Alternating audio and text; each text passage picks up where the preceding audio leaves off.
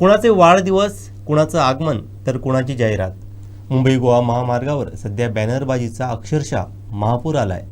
पण हीच बॅनरबाजी आता प्रवाशांच्या जीवावर उठली आहे. पाहूयात.